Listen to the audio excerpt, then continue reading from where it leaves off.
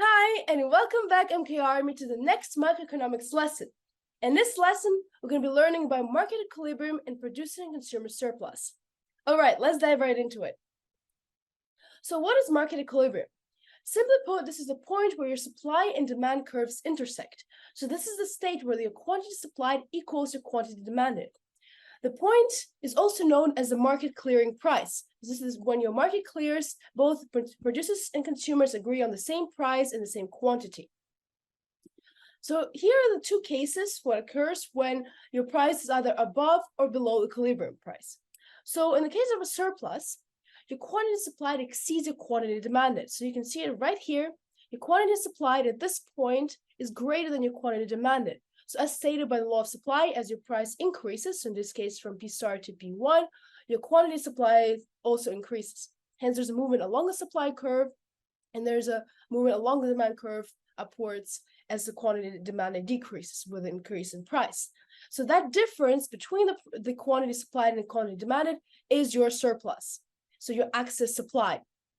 In the case of a shortage, on the other hand, this is when your price is actually below your equilibrium price and your quantity demanded is greater than your quantity supplied. So this is the opposite. Now there's a movement along the demand curve, a downward movement along the demand curve, and a downward movement along the supply curve. So now there's a greater quantity demanded than the quantity supplied. So that difference between these two quantities is your shortage. So now there's excess demand in the market. Now moving on to consumer producer surplus. So what is consumer surplus? In other words, it's the economic measure of a consumer's extra benefit received for a good or service. So it's the difference between the consumer's willingness to pay for a good or service and the actual price they pay. So it's actually represented by the area of this triangle. So it's always above your equilibrium price and below the demand curve. You might be asked actually during exam to find the consumer surplus, and in this case you just find the area of this triangle and you have it.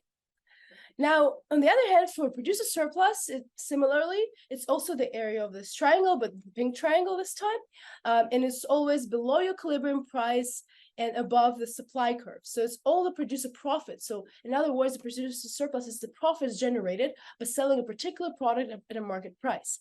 And together, actually, the sum of the consumer and producer surplus is also known as a social surplus.